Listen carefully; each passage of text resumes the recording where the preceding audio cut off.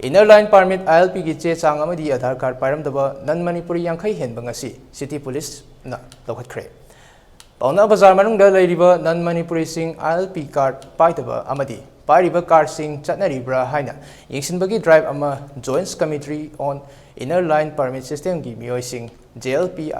JC ILPS ki wing oiriba ima iben amadi Students Organization punduna mioi yankhairom na saru yaduna City Police kalonena chathakiba drive aduda ILP ki che chang amadi Adhar card pairamdaba Non Manipuri yankai henba City Police na loukhatkhre hairi. Masagi mari lainana joints masiga mari lainana Joint Committee on Inner Line Permit System gi convener Funildro Konsana London asida ILP chatnari haiduna su mito mian cha changchilak paleptri London asida mian cha lak aniga lising yankai lerambadagi lising yankai amadi mayamda khangankre haina CM na phongdokiba wafom lay warhoriba yamlaba mian cha sing asi ILP card pairibra amadi makoina pairiba card sing adu chatnaribra haibsi thidokpadangai fade hairi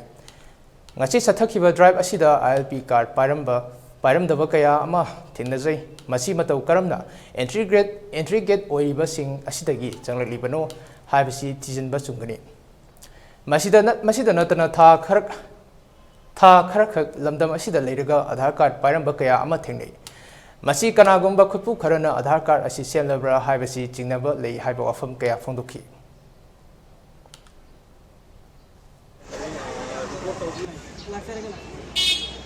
Sigumba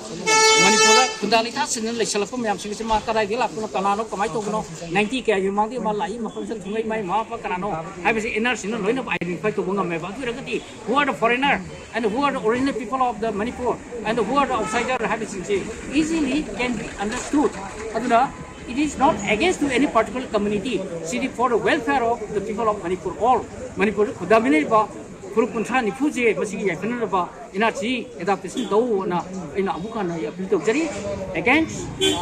any particular community, the Tokanati, I am very clear.